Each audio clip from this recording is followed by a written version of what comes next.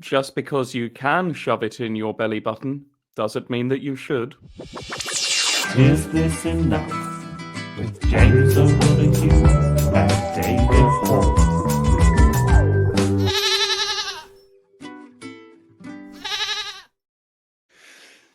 Don't go breaking my heart! And welcome to Is This Enough? And to episode 44. 44 with David Hoare and James O'Donoghue, as these are the hosts of the show you are listening to. This is a truly excellent and brilliant game show that is both excellent and brilliant. We've come up with 3 rounds each, and neither of us knows what the other one has prepared. And along the way, we'll have some songs, we'll have some laughs, and we'll have a joy in our hearts. There is, of course, all to play for because there is a prize for the winner and a forfeit for the loser. As always, our guest judge this week is the first Prime Minister, Robert Walpole. And I think he's coming just now.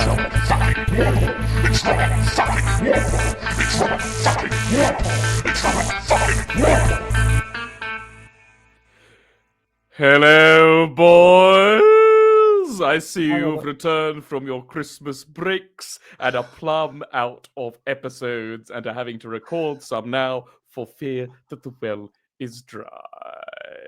Did we enjoy our Christmas? Because I know I did. I was visited by 3 ghosts. The ghost of Christmas past, Lord Palmerston. The ghost of Christmas present, Keir Starmer. And the ghost of Christmas yet to come, Big Al Miliband, Miliband's son, out for revenge. Which Miliband is it, Robert? Big Phil. Oh my god. Yes, what a twist. Do. Yes, it's Phil Miliband. There are lots of Milibands. Do. He used to say, Robert, "Get out of my pub, like sector spending budget." David, last week, James won a blood transfusion from Tom Hardy, whereas you lost and was cursed to say that your favourite Mad Max film is the first one within 10 minutes of meeting someone. David, I'm amazed to see that you're alive. Christmas was difficult. I bet so, seeing as your mother is George Miller. David... Pass us the roasties, will ya, son? Who wants to see that film about a penguin doing dance? She does indeed have happy feet. That sounds weird. That's a weird sentence to say about your own mother, isn't it? She does when I'm done with them. David, the winner this week gets a COVID booster. Where the loser this week gets a booster seat injected into their arm. Sounds painful, boy.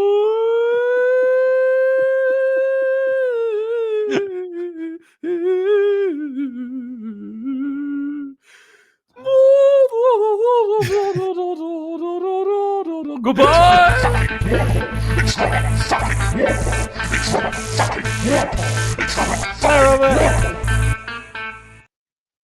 He went on there, didn't he? So I like it. So it's like someone couldn't find a button for some audio. David! Was it Robert Walpole who couldn't? He can't find the button for many things, mainly his bloody wife. I need to Google whether he was wed. David, while I Google such things, he was wed with embarrassment. Oh, no. What a silly boy. Well, David, as we're mocking people with speech impediments, might I remind you... Keep it light, keep it tight, please don't fuck my wife. Keep it light, keep it tight, please don't fuck my wife. There we go. So that is the stakes set. They are high. Have they been higher? I think we'll find out. Do you think this will be enough? Yeah. David Hoare there, the co-host, comedian, and musician. Yeah. And it's over to him for round 1. Round 1. Round one, the first. I just need to acknowledge for video watchers that this isn't an E17 style new eyebrow piercing. I just have a spot because I'm still deep into my teenage years at the ripe old age of 35 3/4. I don't think I could take the pain. I'm a couple of months away from entering my late 30s. And if you think that's upsetting, round one is called General Knowledge. Oh. Okay, no. I'm fine with this. Yeah, okay. Sonic the Hedgehog is the Pepsi of video game characters. He's blue, less successful, and if people prefer it, I assume it's a sex thing. But but can you answer these Sonic the Hedgehog questions? James, hell. are you a fan of Sonic the Hedgehog? I used to be a real fan. I used to be deep into the lore, David. Was it a sex thing? It's always a sex thing when Sonic's involved. Everybody supersonic racing. Yeah! Yeah! Yes. Why are they in cars? They can run fast. That's the whole point of them. I think we mentioned this before, but have you seen the racing game? The first racing game they had was them. It controlled like a car, but it was them running. It's very weird. It's on like the Mega Drive or maybe even the Sega CD. Possibly Saturn. I don't know. Tell you what, they should throw it off to Saturn. Which Sonic games have you played? Freak out.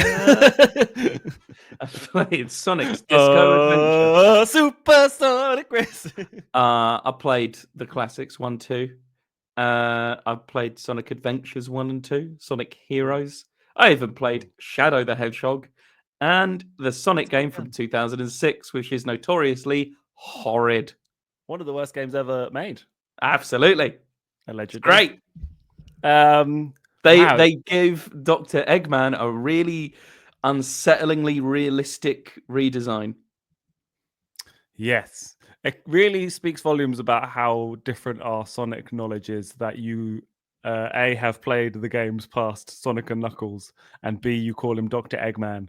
He is Dr. Robotnik in my heart. Also, they can't call him Dr. Robotnik in the games later on because it was tied to like comic books. And they didn't own the name Robotnik, so they had to start calling him Eggman. But Dr. Robotnik's Mean Bean Machine is potentially my favorite game of all time. It doesn't even have Sonic in it. But anyway, James, question number 1. How many Sonic games are there? This is for 1,991 points because 1991 was Sonic's conception, conceived. That's when he was birthed. When Mary was on the way to the stable. Was it? I'm gonna say a generous 70. 70 games, you think? Yes. Like the Hedgehog has been in. Unfortunately, James, it's 149. Whoa, how many is that per year? That's incredible. Because as I said, 70, that's like multiple a year. Well, we can do some quick maths. How many years ago was 1991? Hang on. Let's just do... No. I've been told off for Googling whilst we're... 34 years ago, David. Is it? Oh, yeah, because I'm nearly 36. Okay, so 149 divided by 34. That's 4.382352941176 games a year. It's too many games. It includes like Sonic and Mario at the Olympic Games. Do you think that Kojima would make a good Sonic game? Hideo Kojima of the Metal Gear Solid / I'll tell you something about Hideo Kojima. Hideo Kojima fucking loved Wallace and Gromit this year. I'll tell you that for free. I love him on social media. He'll just post pictures. Social media. Yeah, he only posts pictures with alarmingly famous people. Yeah. And they're all like, oh shit, it's Hideo Kojima. And he's like doing something like that. Yeah. And then occasionally it'll be like, bumped into my soul warrior today. Did you see the clips from the Game Awards this year? Do you know about the Game Awards? I know you told me someone from Black Myth Wukong had a big old sulk. He did. That's separate, but yes, Black Myth Wukong, the guy making it even before the game had released, had written his Game of the Year winning speech at the Game Awards, and then lost to Astrobot, which everyone says is a child's game. And then the energy of the people at the who loved Black was it? Black Myth. I'm going to call him Blacksmith Wukong, which is a Blacksmith. different game. All right. Dick King Smith Wukong. It can talk to pigs. The Black Myth Wukong lovers became very incelish, but that's not what I was going to talk about. Every year they've had Statler and Waldorf from the Muppets at the Game Awards, just sort of like heckling the main guy. Sick. And this year they basically the overlying like thing that people said about it was that Statler and Waldorf were just basically saying what everybody was thinking about the Game Awards, including there's a bit where a Muppet goes, "Hey, look, there's Hideo Kojima," which is worlds colliding in a weird way. And it's like, then like the host, they're like, "Oh, he says he's friends with Kojima. I wonder if Kojima knows that." And it just cut to Hideo Kojima, who genuinely didn't look like he was in on the joke and looked absolutely baffled by it. So to answer your question, I think that if Hideo Kojima did make a Sonic game, I think it would be on the Shadow the Hedgehog side of things. It would be like with sort of haptic feedback sort of buttons. Shadow's divorced. Okay, we got Hideo Kojima's smuggled cigarettes up his ass, hasn't he? So we got Edgy Sonic, but there's two different ways we could go with Edgy Sonic. There's Hideo Kojima's Edgy Sonic, then there's like Mike Lee's Edgy Sonic, which is like, they've closed down the Ring Factory, Sonic. I'm sorry, lad, but we're gonna have to lay you off. This is Green Hill Zone. Green Hill Zone. It's more like Brown Hill Zone now because of Thatcher. And Thatcher's there with a big moustache. Floating in a little bobbing thing, going ding ding ding ding ding ding ding. The bloody egg snatcher, more like. Anyway, James, incorrect. So question number 2: how big is Big the Cat? What scale are they?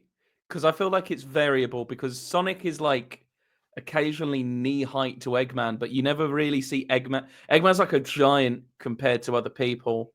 Mm-hmm. Big the Cat, I'm gonna say he's like 5'10". He's like big for a cat. For a lad, you're like, oh, yeah, he's all right. Well, hang on. That's kind of two separate answers. Are you going with 5'10" or big for a cat? 5'10".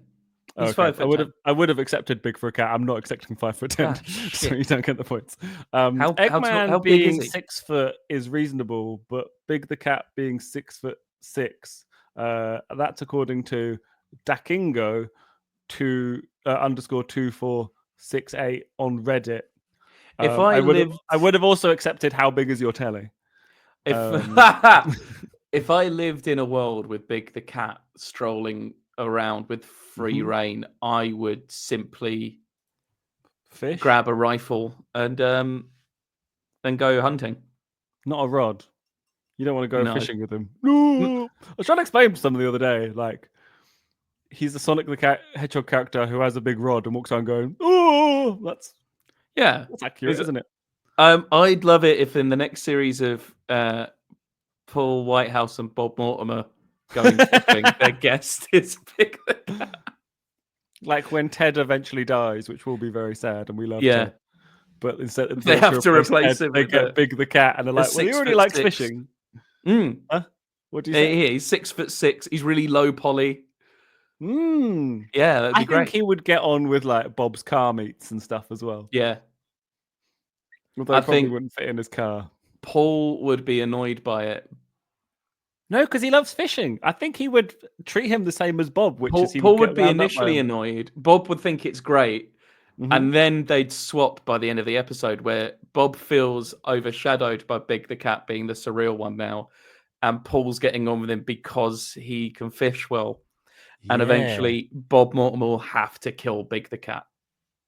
I'm just putting this out there for anyone listening who's good at like tracking data and spreadsheets. I would like to know on what has been presented to the public in terms of filming, who has caught the most fish out of Bob and Paul? Because I feel like it's Bob, even though Paul is the one that's the expert, and I can't express why I think that, but I just think that Bob has caught more fish. But obviously they fish for ages, so I don't know. Anyway, question number 3. The music for Sonic the Hedgehog 3 was rumored to have been written by which rumored nonce? It's a rumored nonce, so it's not a confirmed nonce. There's so many rumored nonces out there. I will also just like to remind you. Keep it light, keep it tight, please don't fuck my wife. Keep it light, keep it tight, please don't fuck my wife. Tell me about nonsense.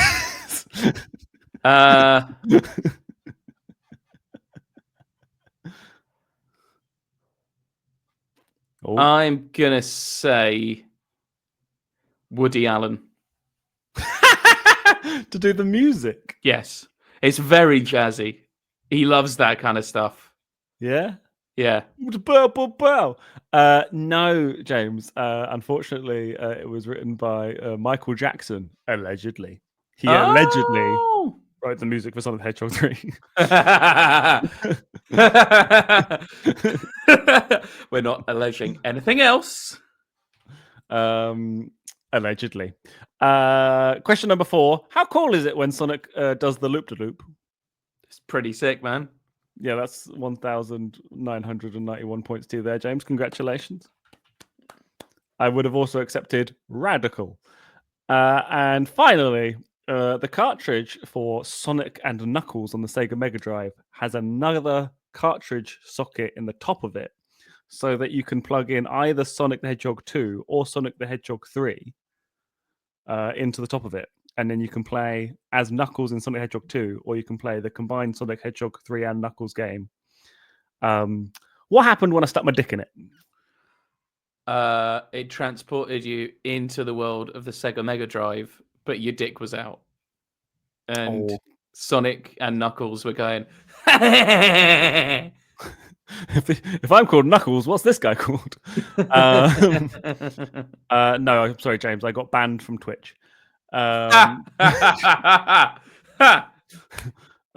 get through lockdown somehow. But there is a clip of me shouting, "Now who's Big the Cat?" somewhere on the internet. At the end of that round, James, you've got 1,991 points. It's over to you for round 2. Round 2. Round 2.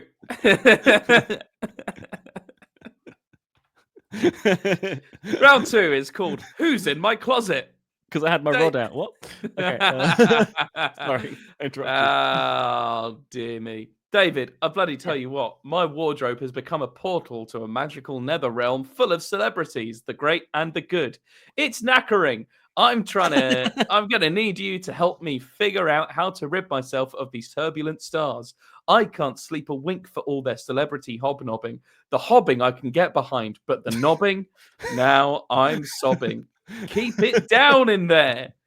David, in order to devise a series of elaborate traps, I'm going to need to know who I'm dealing with. So can you help me figure out who is in my closet as we play Who's in My Closet?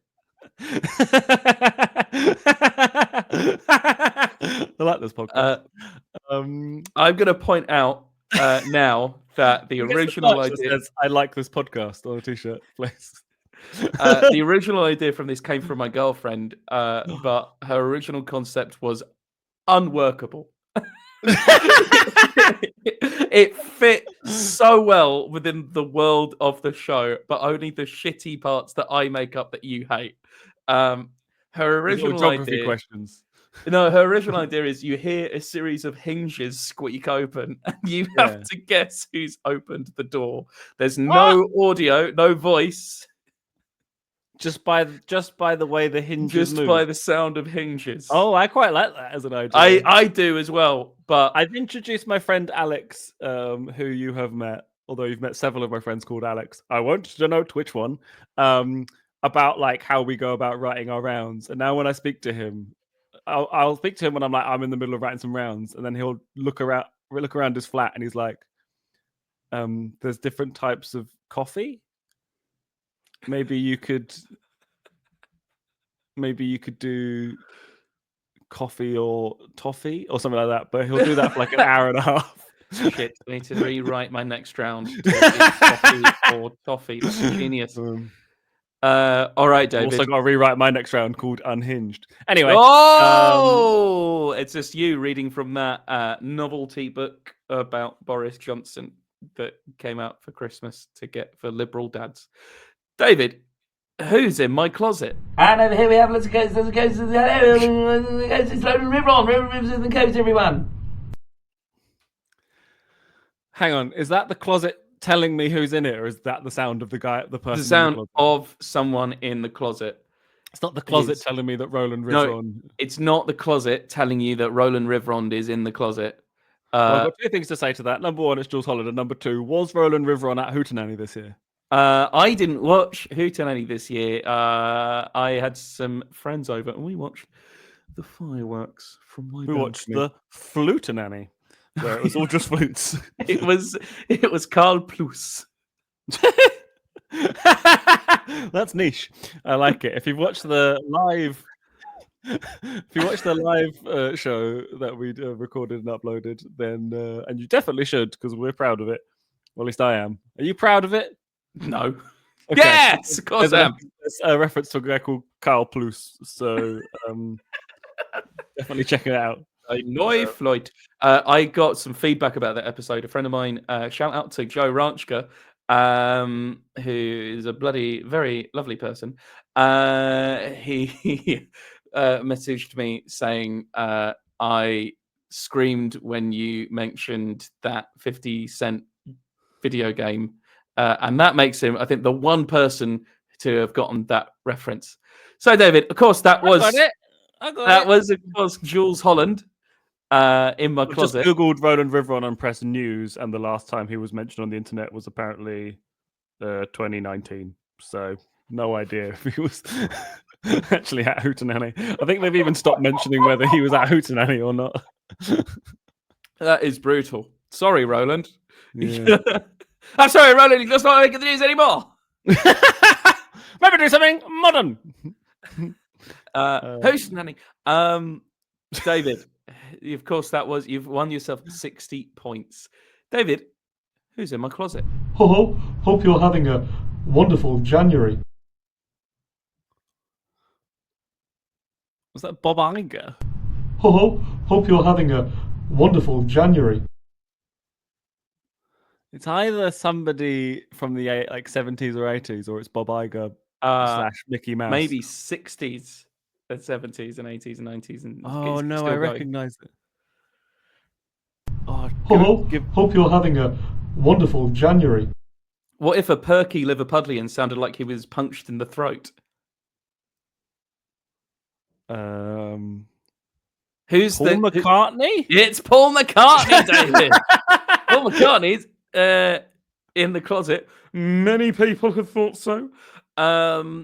Allegedly. Not that the two are equivalent. David, who is this? Your boots smell rubbish. Your boots smell rubbish. Yeah, he's in my closet. He's sniffed my boots by the sounds of it. Oh, it's Johnny Rotten. It's Johnny Rotten. Something's rotten in my closet, all right? What about this? Who's this? This was the toilet. I'm very sorry for the mistake I just made. Sounds like he's doing some construction work in there, whoever it was. Yeah. That's unrelated. That's just because of where I live. Yeah. Was it Donald Trump? It's not Donald Trump. Let's have another listen. I thought this was the toilet. I'm very sorry for the mistake I just made. Oh, I don't know. I don't know what to say. Thick Italian-American accent. Is it Jack Nicholson? No, not quite. That same Alan era. Pacino. Oh, getting close. Is it Joe Pesci? No, that's Oh, right. getting close. Sorry, I don't really care for Joe Pesci as much as everybody else does. I don't particularly care for Home Alone, and people go mental at me when I say that. I don't like it. It's not very good. Goodfellas is very good. He's very good in that. But I got halfway through Goodfellas before going, I don't really care about gangster movies, and I turned it off, and everyone thinks I'm mental. And I am, for different reasons. Different strokes for different folks. I find it difficult to wank off to as well. I thought this was the toilet. I'm very sorry for the mistake I just made. Robert De Niro. It's Robert De Niro, David. Robert the Money De Niro. Robert De Niro Warple. Hello, boys. Boys. My boys. The prize this week, I'll let you go. It's a horse's head in your bed. Zit the law. Who's that? Zinedine Zit the Zidane. law. It's not Zinedine Zidane. Is it Justin Trudeau? It's bloody hell. But he's probably saying Allegedly. that. Allegedly French. Well, because Canadian. What French person could be living in your closet? I mean, that is literally the round. Zit the law. Oh, wait, is it kind of a French American person? No, not really. Is it a French person? Yes. Macron? David, it's not Macron. I'll give you one more guess. Macron. Do you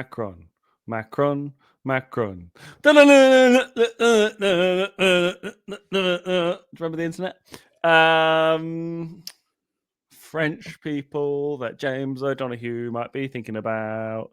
Are they male? Yes. Okay.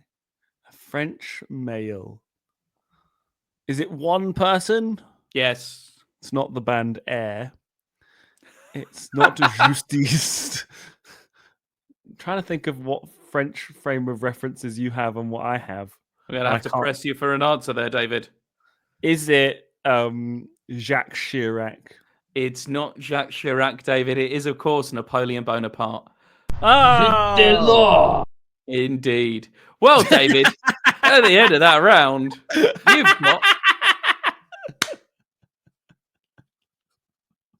At the end of that round, you got 240 points, whereas I have 1991 points. Well, it seems like there may be all to play for, but let's find out. Round 3. Holy balls. It's round 3. James, round 3 is called James, how are you? James, how are you? I'm good. I've got an ache in my shoulder. David, it's been a while since we saw each other last and last recorded. And Christmas was very fine. But I won't talk about Christmas. We're going to talk about something that happened on the run up to Christmas, because where I work was running a North Pole experience. I know. I already have trauma for you. Yes. And they said to me, would you like to be part of it? We're hiring actors for it. And I, for the first time, got to say, no, I am a classically trained actor. And it was great. I was very happy with that. And then... Did you actually say that sentence? Yes, because I trusted this person. And then one of their Santa Clauses dropped out. And they said, could you be Santa? And I said, no. And they said, are you sure? And I said, absolutely. Then they asked again, and I said, I want to make something clear. I'm really trying to lose weight at the moment, and you calling me Santa, it's not doing great things for my sense of self. Then they said, we will pay you £400. And I said, Santa me up! And you said, Get me ho, in ho, there! ho. I'm a ho, ho, ho for this situation. Get me in there! Get me on the ice. So I got some of the most insane gossip. First off, I arrive there. There's another Santa getting ready, and he says, "Just make sure that if they take photos of you, your hands are in shot at all times." And I thought, I don't want to know how that came about, please. No, thank you. That's a No. worse version of when you go to like a theme park and on the sign it says shoes and t-shirts must be worn at all times. And you're like, what happened? Actually, I Yeah. don't want to know. Who's the reasoning behind this? So I got on the bus. It's on a bus, by the way. Apparently, one of the actors playing an elf said, "You've called this the North Pole Experience, the North Pole Express. At no point do we go to the North Pole, because what happens is we get to South London and Santa gets on the bus. Santa gets on the bus in South London and he gets off the bus at Victoria train station. Yeah. Santa gets off the bus at Victoria train station like he's off to Penge. Like he's just catching the train. Santa lives in Margate. Loves the National Express, does Santa. I'll tell thee for nout. He bloody does. So I was Santed up. And then one of the other elves told me about some of the Santas that they've encountered that year, because they've done stuff for other companies and all sorts of stuff. And they were saying they were working in a shopping center. One of the Santas they called Stinky Santa, and he refused to wear shoes. Another one in the same shopping center demanded that the elves help him take off his boots at different intervals. One of the Santas had gone insane, had gone rogue, and had started to shout "bald dad" and slap dads on the head. He also called a kid a know-it-all, he called another one a twerp, and he called an elf a narc. Do you know the most why? wonderful time of the year. Oh, it's just not though, is it? I worked in shopping centers, and I have so much residual trauma from that. And I'm like, oh, it wasn't that bad. You sort of dipped I've sort of like been swimming in the swimming pool at the shallow end, and the swimming pool is made of like glass, and you dived in the deep end and then got out again. Dived in butt naked. You had it much worse for a short period of time, and I was just like having it awful. I dived in a red suit with an itchy beard. So that was an odd polyester. Thing. Well, just absolutely. That was weird. Then Christmas was very nice. It was all very nice, and I'm back to work. It's killing me. You've gone back to work as Santa Claus again. Yes, we were doing only Christmas. 12 months to go till Christmas, folks. I was doing. Is it too early to put your decorations up? They were running a Christmas lights tour, and it was like the 2nd of January. The 8th of January, so it's anyway. Sorry, they were running a Christmas lights tour. On the 2nd of January, I was guiding a bus full of the most bored-looking tourists through Regent Street, which you couldn't get down because it was full of dickheads. And it's like lots of people get angry because it's tourists or whatever. There's not that many tourists. There's Londoners being dickheads there as well. So let's not be mean here. Let's just not be dickheads and go to an actual shudder there. I'm seeing lots of TikToks and stuff going, "Oh, Regent Street's rammed this time of year." It's like, yeah, because it's one of the most dickhead places you can go to. You're going to Regent Street in Oxford Street. You are a fucking dickhead. I hope it's rammed for you. You wanker. Remember how on my birthday I went to Hamleys and then met you at a bar near Regent Street? That was because my sister was like, "You've already said you want to take the girls to Hamleys. I've got 2 little nieces. Why ain't you taking for Christmas?" And I was like, "Because I don't want to go anywhere near that place on Christmas." No, it looks like hell. Yeah, I'll do it another time. And then I was like, "We'll do it on birthday." But like, oh dear. Yeah, no thanks. So yeah, I got through. You need to just take a breath, James. James, just take a breath, because you did that thing. You did the thing that I did when I was trying to tell jokes about people who eat cheese on stage, and I just went, "You're all fucking pricks," but I really meant it by accident. Yeah. So Just that take a was. breath. Here's the thing about I love Christmas. I think it's a lovely time of year. Christmas and the commercialism and capitalism and having to work. I'm quite lucky in that I'm at the position of in comedy. I don't get booked for those kind of big horrible Christmas corporate parties just yet, and that's coming. And I will thank the money when that does, and it will be better than doing day job. But I know that even that's going to be horrid and tawdry. I can't remember if we've said it on this, but yeah, the worst gig you've ever had is still 9 times better than the best shift you've ever had in retail. Oh yeah. That's a really good particularly like the ones where it's a kind of crush. You've not like really done well, you're not done badly, and it's just like a bit nothing, and you come off stage going, and that feeling of hollowness. You're right, it's still better than like that was a good day at work. Yeah, I did. I sold a few today. My boss was proud of me. There's probably people listening to this who work in like really rewarding places and are like, these dickheads. I just mean in retail. There's other jobs. Oh yeah.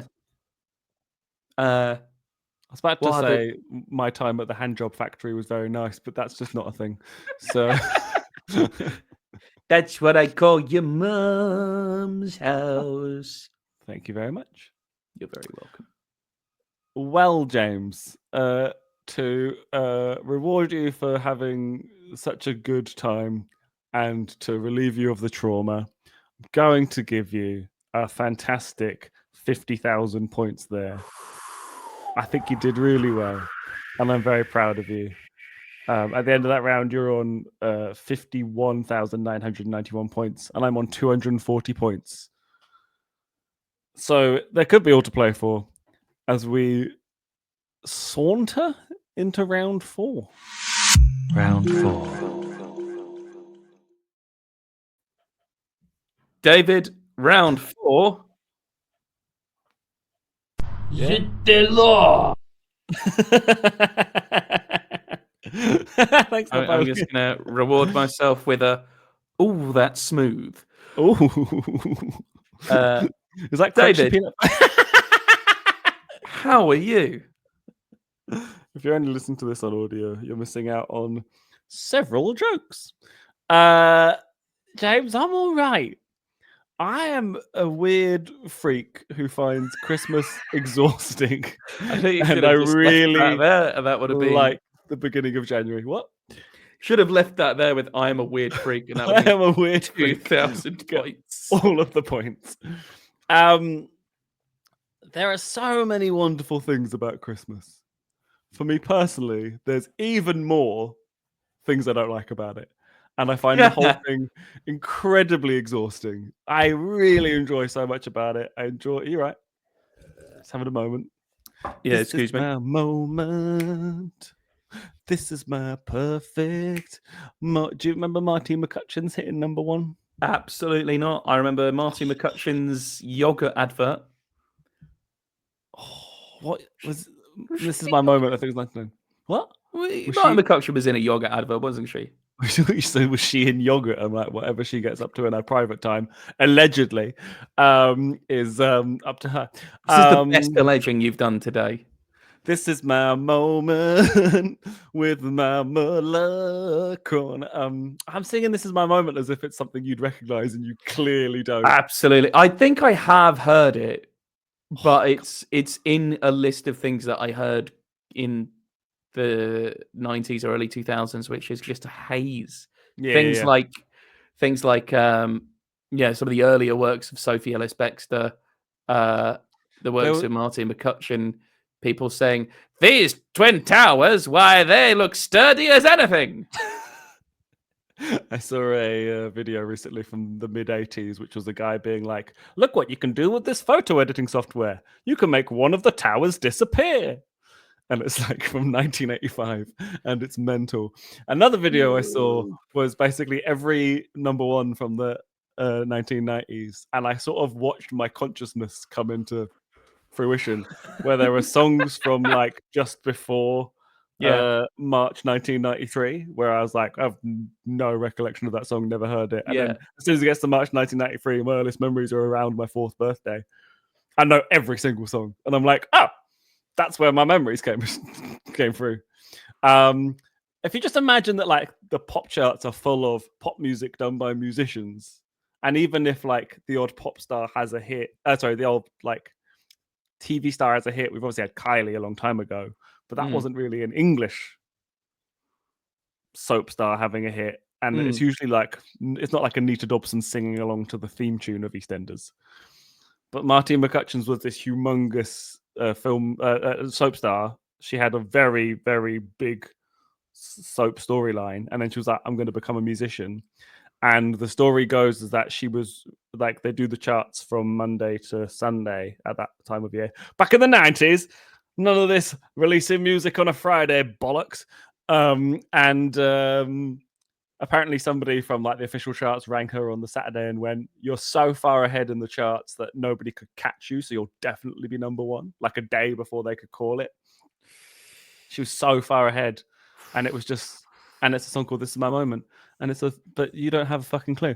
Anyway, Christmas is bollocks. So, no, I genuinely Your boy! really like Christmas. What day is it today? Bollocks. Oh, it's Christmas. No, it's just so exhausting. And what I found is I try and get as much as I can done so that I don't have to work over Christmas and into the new year. Stress myself out that I don't do as much as I want to do, even if I have done what could be considered enough. And then I have to go do Christmas, which is like, I literally like traveled home for several hours to get to on like public transport to get to my family. The next day I woke up and went and saw one friend for lunch and then 2 other friends for the rest of the day. The next day I went and saw one of my godfather's family and then drove to another godfather's family and then did Christmas Eve and then did Christmas Day, which was just hectic all day. Boxing Day I woke up with the worst fucking cold in the world. 27th, my cousin and her kids and her husband came round. The next day, all the rest of my extended family came round. Then I went home, and that was Christmas. It was just like whilst feeling like so horribly ill, full of snot. And it's like people are like, "Have you had a good Christmas?" And I'm like, I really enjoyed so much of it, but I think that Christmas music should be banned in public, and I think I personally need to have a pre-Christmas rest.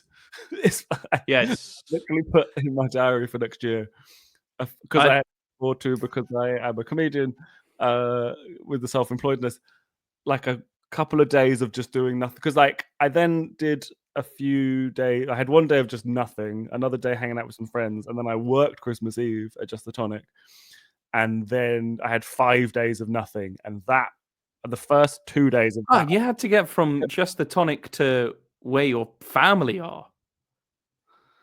Was that? It was at Reading, but I was already back in Bristol at this point. So That's still a arse Reading. ache. It's only an hour and a half. Really Still travel on Christmas Eve to anywhere. Easy. Nobody's on the roads. Oh, for driving. Yeah. Yes. Oh, yes.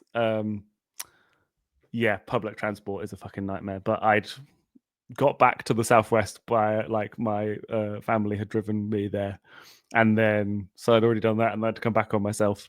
You were saying about Christmas gigs. I had 3 pre-Christmas gigs where I did 2 in one night at Just the Tonic in Nottingham, where it still went well, but there were just people getting up and moving, and there was somebody sat. If you've ever been to Just Tonic at Nottingham, there's 2 lines of 2 rows at the front, and then a gap, and then the rest of the people, and that whole bit was just BT Open Reach staff, and there was a guy who clearly come on the works do who was that like a meter away from me, going, "What the fuck is this?" during my debt jokes, whilst people either side of him and behind him were laughing. So I was able to like get on with it, but it's so weird. And as you say, you're like, "Thanks for the money." Did you remonstrate this young fellow? Nah, I just got on with it because I was just like, I can't. There was so much like these. When I said who's got ADHD, these 2 women walking out of the room. They'd got up and started walking out at the beginning of my set. And when I went, "I've got ADHD. Who's got ADHD?" These 2 women went, "We do," and then walked out. And I was like, they've already gone. And then they sort of appeared back like they'd gone to get some self-medication. And then and like came off, and another comedian was like, it was Adam Bloom, who's been gigging since the 90s, said, I've never had more people get up and down just walking about in my set ever. And then so I had two shows like that in a row, and then the next day went and did a gig, had Danny Johns emceeing, who did a terrific job. Louise Lee opened and did a banging job, and I was like, this is going to be much better. And then in the break, the empty front row was filled by a works do, and I had two separate pairs of people having conversations throughout, and it was just chaos. And then I did New Year's Eve, and it was mostly really good, but there was one very disruptive family. And at one point, I really had everyone, and it was going really well. And by the end, it sort of trickled out. And I just kind of came off and turned to the people I was with and went, yeah, it's all right. I'm so looking forward to doing gigging again where it's not people who have been dragged along, because that's what we're doing this evening. It's like, if you haven't elected to go to comedy, it is a hostage situation, basically. Yeah. That time of year, December, brings out people who don't ever go to comedy any other time. And are monstrous. But they just don't know. They don't. Yeah, they don't. And also, they're usually in group situations where they want to hang out, chat, and drink, and then we're like, sit down and listen to us. They've picked the wrong activity. I had a similar thing with. I was doing no, I wasn't even gigging. I was in the audience of Nosferatu in this lovely cinema that I haven't seen Nosferatu 1. Sorry. Carry on. It's a lovely. Found a really lovely cinema, and like cinema decorum's gone crazy because like people are silent for the trailers, and I'm kind of weird and purist, and I think as soon as that BBFC certificate comes up, that means shut the fuck up. Yeah, shut the fuck up. The film started at this point. People are now talking through like the titles. People are talking through the opening titles and like, no, this is all part of the mise en scene. If there's music, it's to get you in the mood. If there's silence, it's to get you at the edge of your seat. So shut the fuck up. The BBC FC certificate comes up and there's like, this film is 15. And someone goes, what does that mean? Is that what? Shut the fuck up. There was a Spanish guy behind me. A very lovely. The end of that anecdote. That's right. No, excuse me. After the Battle of Trafalgar, I don't think so, son. We had a referendum. Leave means you leave this screening of Robert Eggers' masterpiece. A Spanish guy behind me who was just giving a running commentary, but in Spanish and at talking volume. He had a very lovely voice, I have to say. A very deep voice. I'd like Nosferatu, Count Orlok is on screen with a very deep European voice, and then you've got this other deep European voice. But one of them is like, it is a black omen to travel with pure health. And the other one is, where is Carpathia? He's in Transylvania? So, I think we're only a few months away from... There'll be like somebody who snaps in a cinema screening, not joke style, but just gets up and screams, shut the fuck up. Yeah, and then much in like our boy Luigi sort of way, the cinema purists will be like, this is how we should treat people. They're going to be like, if you don't shut the fuck up, I will kick off. Yeah. And there'll be like a real like rise of aggressive implementation of cinema etiquette. Yes. But like, because people don't go to it and people have just spent so much time indoors now because everything's too expensive. And then when they go to stuff, they're just not used to being told to they're shut not the fuck used up. to go. Yeah. It's also a thing of like, okay, you've ruined, you've impacted my film watching experience, but I'm a weird film purist and would be upset if I missed the opening credits. There will be people who've paid for their tickets, paid for childcare for that night and don't get the opportunity to do this all that much. And you owe it to them. Yeah. And you owe it to them to not be a dickhead. And I think I feel like in theaters for plays and also for like comedians with audiences, it's kind of gonna be a little bit down on good audience members and performers to be like, I'm sorry, but shut the fuck up or get the fuck out. Yeah, well, And my December gigs that were a bit difficult, I also was feeling a little bit ill, and I was just Yeah. like trying to get through, which is not the way you should be doing comedy. You should be arriving at a gig being like, "Fuck yeah, gonna." yeah. You need to be able to not only go out there with the best intentions of being funny and engage people, but also be adaptable and prepared for any confrontation you might need to have. And like, so when the New Year's Eve gig, I actually handled it a lot better than I did at Christmas when people were a bit more like interrupty, because I just kind of tried to go over them when I was doing it in Christmas. Whereas at New Year's, I mostly just like would engage a little bit just to be like, oh, there are other people here, sort of thing. But yeah, so that was like reason I brought it up was like I've decided, because December is, I mentioned in our live show, December's like the badly written final season of a successful TV show, where they're putting everything into the finale, and therefore the first couple of episodes are just, they don't even know what the fuck's going on, and it's all just chaos. I'm gonna review how I've done comedically in November this year, because in like October was one of the best fucking months I've ever had in comedy ever. November was still pretty good, and then December is just always difficult for comedy gigging. And I was leaving that being like, I thought I'd really improve this year, but maybe I never was good ever. Maybe. Even though they went fine, but it's just so weird. But yeah, so I had all of that, and then I had 5 days of sat doing nothing other than playing Balatro and watching the 1995 Pride and Prejudice, which is still banging. Yes. Still banging. Yeah. Shout out to Sam Michael, who pointed out that your posts on it on social media were fantastic posts for 3 a.m. Just really good examples of that. Well, I mean, she's not here now, but I keep on going. I keep on doing that. The 1995 Pride and Prejudice, my mum watched whilst it was airing, and I was 6.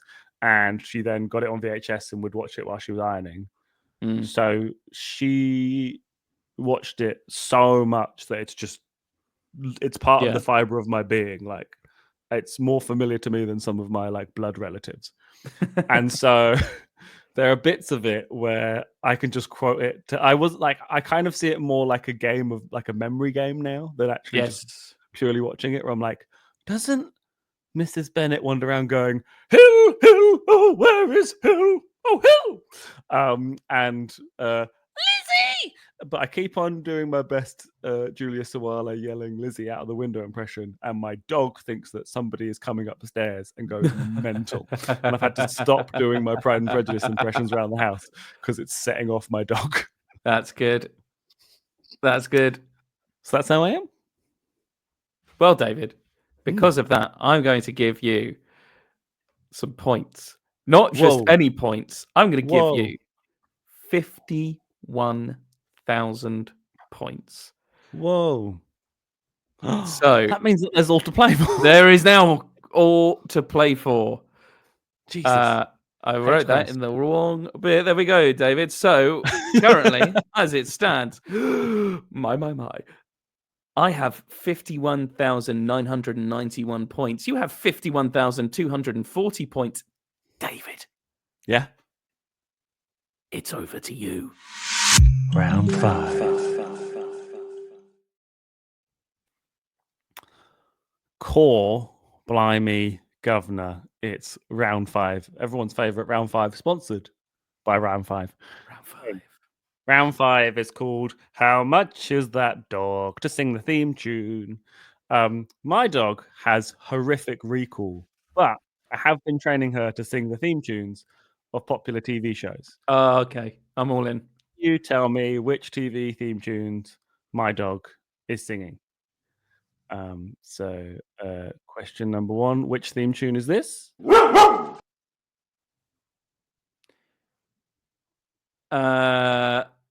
Is it The One Show? What makes you think it's The One Show? Because I once saw a clip of a dog on the one show whose owners said they can sing along to the theme tune of the one show. They turned the cameras on, and that dog refused to do anything. Yes. It's so fucking good. They don't perform. Dogs No. and babies do not perform. No. When you're like, they just do something so cute, and you get your phone out to film it, and then they're like, my little Yeah, nieces. I have so many videos on my Google Photos of my nieces when they're very small, with me going, "Do it again," and they're like, and they're like just not doing anything. Like, I have this video of my niece still being very cute, but it's me trying to get her because she basically did the funniest thing in front of me, which was count to 10. The fastest I've ever seen someone do it. She just kind of went 1, 2, 3, 4, and she was like 2, and I was like, "That's so funny." So then there's a video of me going 1, and she just is like, "No, I'm playing with the train set now," and it's still a very cute video. But anyway, no, James, that was of course the theme tune to Lost. Okay. So, question. Oh number yeah, it's a 2. very short theme tune. Yeah, the one show's like 1, 1, whereas Lost sounds a bit more like. Okay. Question number 2: which TV show theme tune is my dog singing?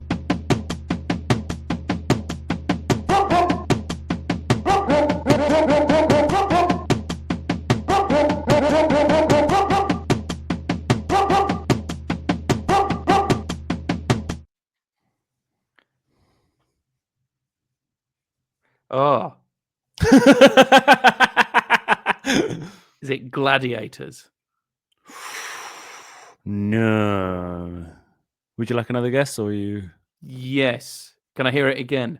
Sure, of course. My dog, ladies and gentlemen, and babes.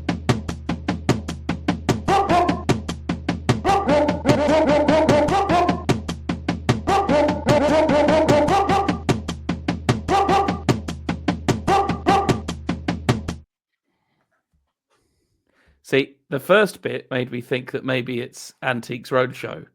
But then it had a kind of like quite aggressive bit. I don't know. David, you're gonna have to put me out of my misery here. That was, of course, Stingray. Stingray. Okay. Yes. Jerry Anderson. Yes. And the news. And the news, yes. Question number 3, James. Which theme tune is my dog singing?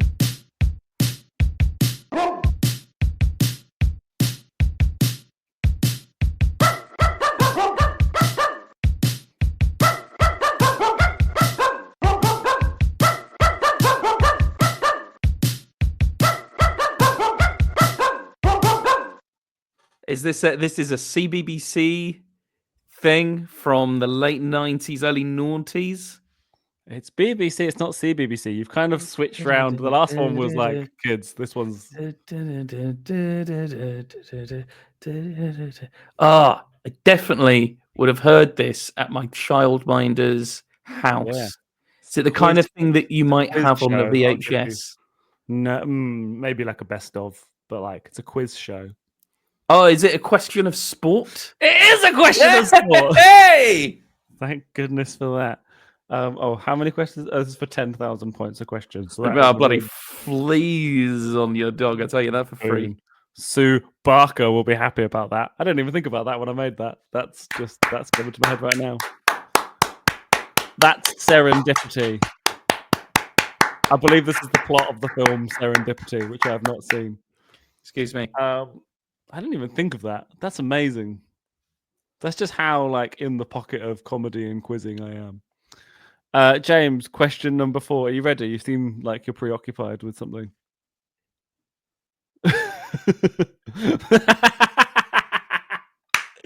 Again, if you're an audio listener and not watching the video, you're missing out on top quality visual gags. James. That's if you are an audio listener. James, question number 4. What theme tune is my dog singing?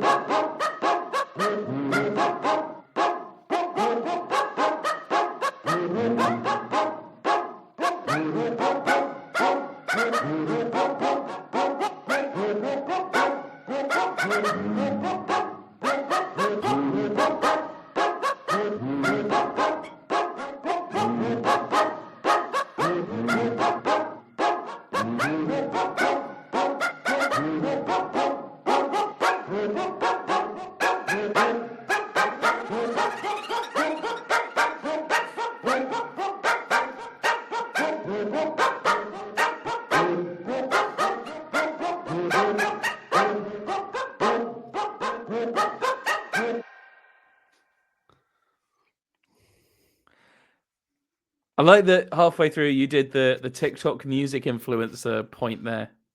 Oh yeah. You went for that point and nod. I'm gonna call that in the mildest sense cultural appropriation. Like the TikTok influencers can't take pointing away from me. They can from me because I point weird. That was the most normal point you've ever done, weirdly. I feel like I You might went, be developing I've just arthritis. pointed weird when you used to point like this. James O'Donoghue, for those that don't know, used to point in the most mild, be like, it's over there. Over there. Barely a point. So yeah, very ready to be a trigger though. Very ready to be like, ha! Oh, Got ya. okay. Triggered. I don't know. Again, it might be the element of it sounds slightly lo-fi in the way that it's coming out. So it's giving me very nostalgic vibes. Yeah. Is it? Keep the thoughts coming. Is again? Are we thinking? I don't feel like it's a child's show. It sounds too sad. Oh, Okay, it's sad. sometimes. Or so we're having a drama, kind of bittersweet, very. Is it a soap opera? Oh, okay. Is it Crossroads? No. No. Is it a continuing soap opera, or has it been shit canned? I think much like the DC universe, it's disappeared and come back a few times. Okay. Here's my suggestion to you as a clue. When you said Crossroads, wrong hemisphere. Okay, it's from Down Under. It's not Neighbours. It's the other one. What is the Yeah. other one? There's Home and Away. Together, you and I forever and ever. Yeah. No matter where you are, you're my shining star. And from the very first moment I saw you, I never felt such devotion. You're walking on air. Just to know you are there, Hold me in your arms, don't let me go. I want to stay forever, closer each day. Home and away. Correct, James. That's another 10,000 points to you there. Magnifique. And your final one, which theme tune is my dog singing?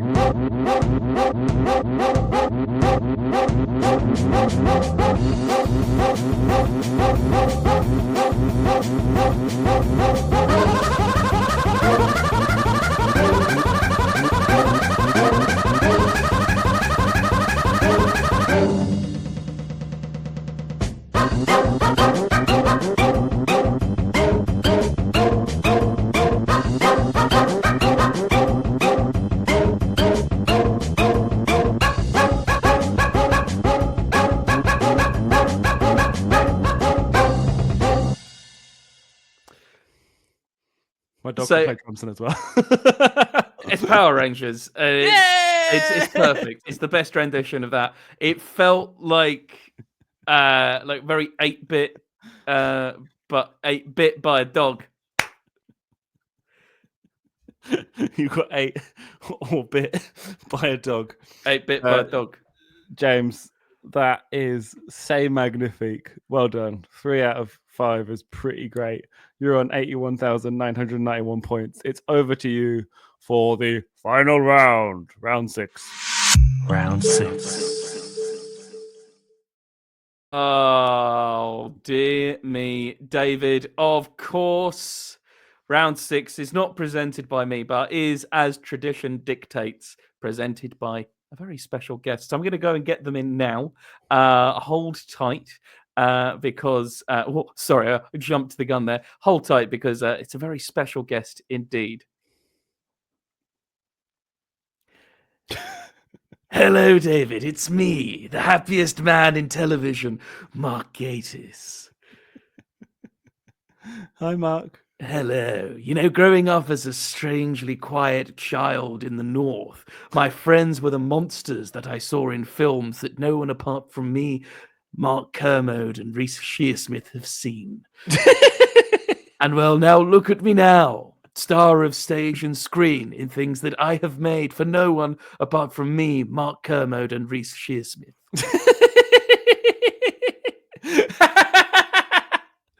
You know, I often find that I have to pinch myself to check if I'm not dreaming. And then I pinch myself and I may find that I have drawn blood. Precious blood. Blood is life, David. Blood is life. But anyway, I digress. David, my career has been dazzling by my ability to star in remakes of classic horror and sci-fi from the depressed British perverts and communists of the 1950s, 60s, and 70s. But how well do you know my career? Well, let's find out now as we play Mark Gay, 'Tis the Season. All of these, by the way, are worth... Yes. Sorry, carry on, Mark. All of these, by the way, they're worth 10,000 points. Nice and competitive. My. Looking at the scores, this may get you over the edge. Do you have access to the scoreboard, Mark? Yes, I have the access to every scoreboard. My agent puts me in charge of them. Right. Who do you think's been playing Robert Walpole? I thought it was Danny Dyer. No, of course not. It's been me. Oh. There you go. I remember my agent asked, would you like to play Robert Walpole? I said, yes. I'd be delighted. But only if the cloak is as crimson as blood itself. Absolutely, yes. Can I keep the cloak? I sometimes like to hide in the heath. David, have I been in these properties? Doctor Who. Doctor Whom? I mean, surely yes. Oh, yes, David. Of course, I've been in a lot of Doctor Who. I've even written it myself. You know, my agent phoned me and said, would you like to be in Doctor Who? And I said, yes, I'd be delighted. So well done, David. That's 10,000 Did you get to be... points. I know there's like the Cybermen, and then there's the Daleks, and then there's the slab of concretes that give out blowjobs. Were you one of them? Yes, David. I was. I've been in a few times. I've been a World War I captain. I've been a World War II captain, and I've been a giant scorpion thing. David, Dad's Army. Have I been in Dad's Army? They did remake Dad's Army, didn't they? Did, yes. Which is pure, like, we don't need this contemporary stuff like the MASH report. We need good old British telly. Yes. Like Dad's Army. Like Dad's Army. Don't tell him, Greg Dyke. Is he still in charge of the BBC? Probably not. No, that's very good. No, that's very good. I'm going to tell Russell T. Davis you said that. That's very good. Oh, yes, okay. David. Of course, I was in the movie of Dad's Army. Oh, yeah, they made a movie. They made a movie. Dad's Army goes to Hawaii. I was, of course, in Dad's Army. My agent called me and I said, yes, I'd be delighted. Will I understand Russell T. Davis if I've not seen Russell A. to Russell S. Davis?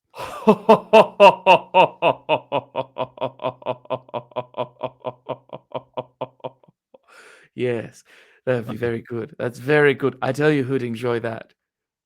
Charles Dickens. David. Say Mark Kermode and Mark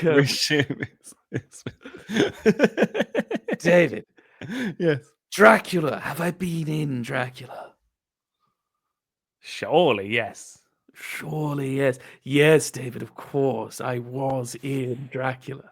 I was, yes, I actually co-wrote a version of Dracula that was on the BBC just a few years ago, and it was rather bad. My agent, Stephen Moffat phoned me and said, "Would you like to be in Dracula?" I said, "Yes, I'd be delighted." David, the devil rides out.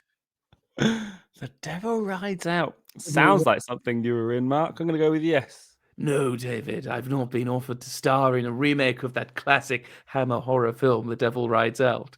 But if I ever get the opportunity, I'd tell my agent that I'd be delighted. There we go. Just going to add the scores there. And David, my, last question. That's so Raven. I assume it's like an Edgar Allan Poe thing. So yeah. The quaff, that's so Raven, nevermore. Yes, David. Yes.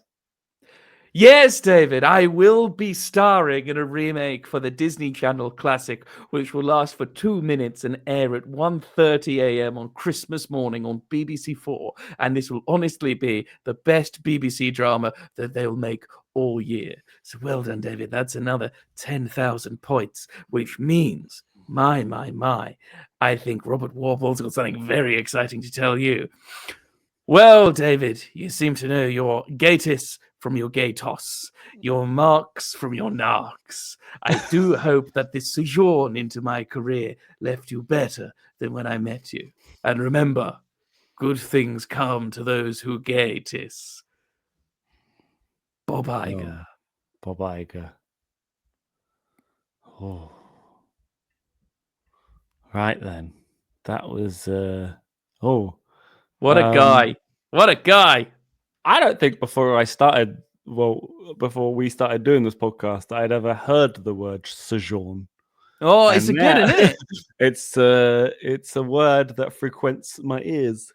I feel like Mark Gatiss being in That's So Raven is akin to something mental like Nicholas Lyndhurst being in Frasier. Have you? There's a film called Executive Decision with Steven Seagal. It's a weird film. So there's it's a pre 9/11 terror film with the villain is an Islamist terrorist who hijacks a plane, and the Islamist terrorist is played by David Suchet.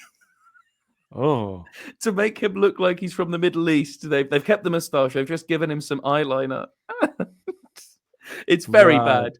It's very bad. It's worth it for Steven Seagal getting sucked off out of a plane. And with talk of sucking off, it's time for the scores. And of course, we must bring back our scoremaster.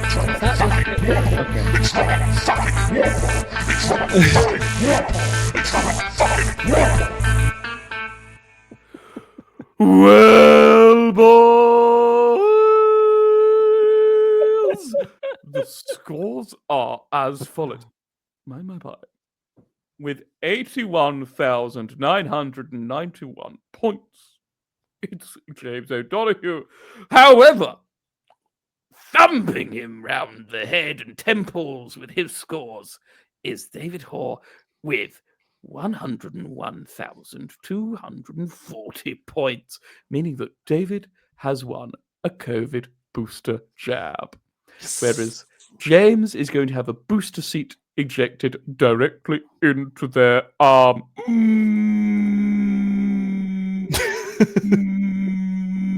Sounds delish. Bye-bye, boys.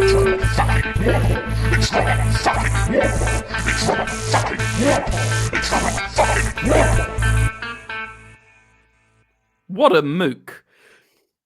David, that is the show for us. So, do you think this has been enough? I certainly do. I very much enjoyed seeing you and Robert and all the gang back together again. Absolutely. I got him out of storage, and he said, "You son of a bitch, I'm in." This has been Is This Enough? If you've enjoyed it, you can find us at Is This Enough Pod on Insta, TikTok, and YouTube. You can email us at isthisenoughpodcasting@gmail.com. You could also be part of our mailing list on Substack at isthisenoughpod.substack.com, which is where you might find out about some exciting live shows in the future. Yeah. And also some boring live shows in the future. Please don't make that the segue into me promoting my Mac show. David, I'm already going to criticize your segue from into the schools. You're talking about sucking off into the schools. But David, no, instead, I've been James O'Donoghue. You can find me at Is That James O on Insta, James O Comedy on Blue Sky. No, James O Comedy on Blue Sky. James O Blue Sky on James O Blue Sky on comedy. James O Comedy on Blue Sky, and Let the James Begin on TikTok. If you want to see something that's shit and rubbish.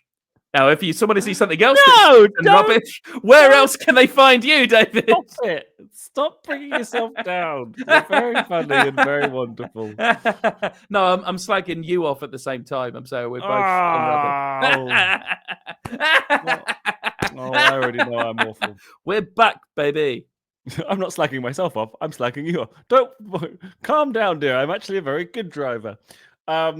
My name's David Hoare. You can find me at David Hoare LOL on the socials. And so Facebook, Instagram, banned from Twitter, YouTube, TikTok. I have my own Substack. And I'm doing Macauliffe Comedy Festival on the Sunday at 4 p.m. at the Rugby Club. I am doing one of the last ever performances of my show, 1000% Musical Comedy, my show from Edinburgh that did great. They also did it at Aberystwyth, and I've done in a bunch of other places. I am going to have some more news about my show soon as well, so keep your eyes peeled for that. But please come to my Macauliffe show. There will be links to it in the link tree that we have. I forgot the words. This has been really fun. I literally said on stage on New Year's Eve that it felt like I was a sleeper agent coming out of retirement to like do comedy again. And this feels a little bit like a sleeper agent coming out of retirement to do a podcast again. And I very much enjoyed it. I think we should do more of these. I really do think that we should get merch that says I like this podcast. Yes. Please let us know if you would buy that merch, please.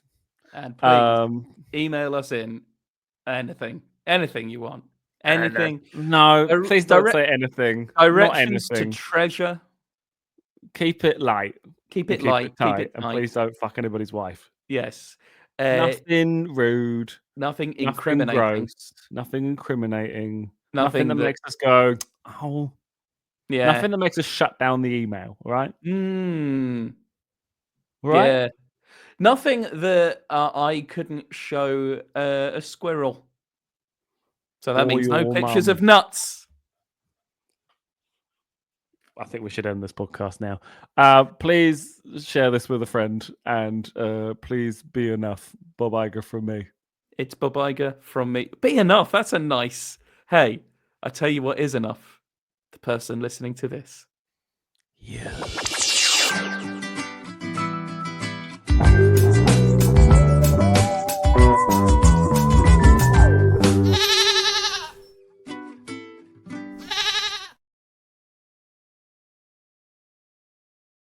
Boy!